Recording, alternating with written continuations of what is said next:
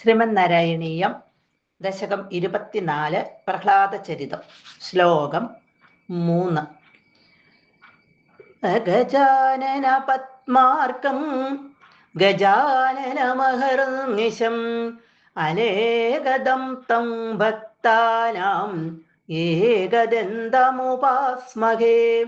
സരസ്വതി നമസ്തുഭ്യം വരദേ ജ്ഞാനരൂപിണി വിദ്യാരംഭം കരിഷ്യാമി സിദ്ധിർഭവതു may സദാ. ഗുരുർബ്രഹ്മ ഗുരുർവിഷ്ണുർഗുരുർദേവോ മഹേശ്വര ഗുരുഃ സാക്ഷാത് പരം ബ്രഹ്മ തസ്മൈ ശ്രീ ഗുരവേ നമഃ. ഓം നമോ ഭഗവതേ വാസുദേവായ. നിഖണ്ഡം ത്വാം ഭൂയാസ്തവ പദമവാപ്തസ്യ ചരിവോർ ബഹിർദൃഷ്ടേരന്തർദദിത ഹൃദയേ സൂക്ഷ്മവപുഷാ നദന്നുച്ഛൈതത്രാപ്യഖില ഭുവനാന്തേ ച മൃഗയൻ ഭിയായാദം നത്വാ സഖലു ജിതകാശീ നിവവൃതേ.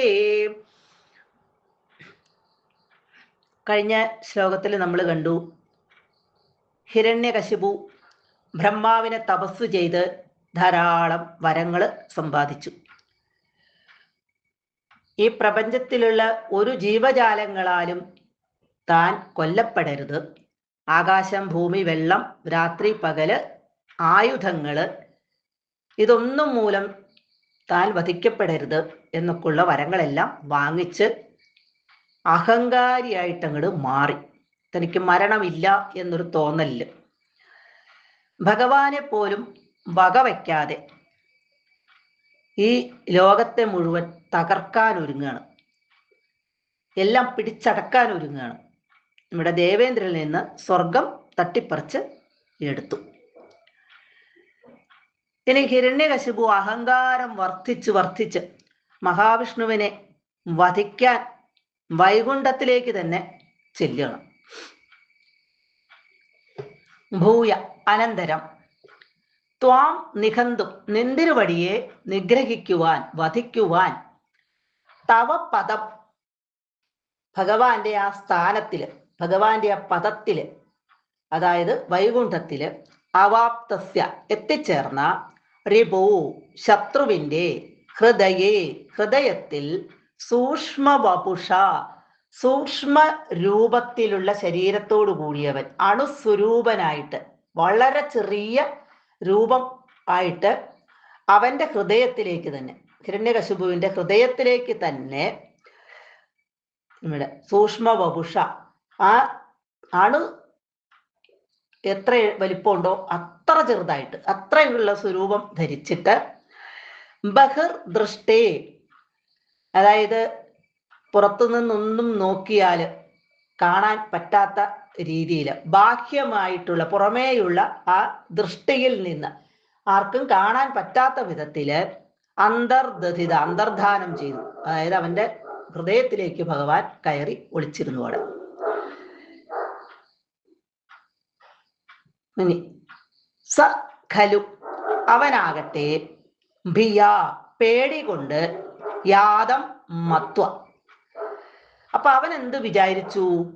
ഭഗവാൻ പേടി കൊണ്ട് ഇവനെ കണ്ട് പേടിച്ചിട്ട് യാദം ഭയപ്പെട്ടോടിപ്പോയി എന്ന് മത്വ വിചാരിച്ച്. ഇപ്പൊ ഹിരണ്യകശിപു വൈകുണ്ഠത്തിലേക്ക് ഭഗവാനെ വധിക്കുവാനായിട്ടാണ് ചെന്നത്. അവിടെ ചെന്നപ്പോൾ ഇവിടെ ശത്രുവായിട്ടുള്ള ഹിരണ്യകശിപുവിന്റെ ഹൃദയത്തിലേക്ക് ഭഗവാൻ അണുസ്വരൂപനായിട്ട് അണുരൂപത്തിൽ അങ്ങോട്ട് പ്രവേശിച്ചു. അപ്പൊ പുറമേന്ന് നോക്കിയാല് ആർക്കും കാണാൻ പറ്റുന്നില്ല, ഭഗവാൻ എവിടെയാണെന്ന് കാണാൻ പറ്റുന്നില്ല. അപ്പൊ ഹിരണ്യകശിപു വിചാരിച്ചു എന്നെ കണ്ട് പേടിച്ച് ഓടിപ്പോയതാണ് എന്ന് വിചാരിച്ചു. എന്നിട്ട് ഉച്ചൈ ഉറക്കെ നദൻ ഗർജിച്ചുകൊണ്ട് തത്ര അഭി ആ വൈകുണ്ഠത്തിലും അതായത് തത്ര അഭി അവിടെയും ആ വൈകുണ്ഠത്തിലും അഖില ഭുവനാന്തേ മറ്റെല്ലാ ലോകങ്ങളിലും അഖില ഭുവനാന്തേച്ച മറ്റെല്ലാ ലോകങ്ങളിലും മൃഗയൻ അന്വേഷിച്ച് എല്ലായിടത്തും അന്വേഷിച്ചു. വളരെ ഉച്ചത്തിൽ അവൻ ഗർജിച്ചുകൊണ്ട് വൈകുണ്ഠത്തിൽ മുഴുവനും അന്വേഷിച്ചു, കണ്ടില്ല.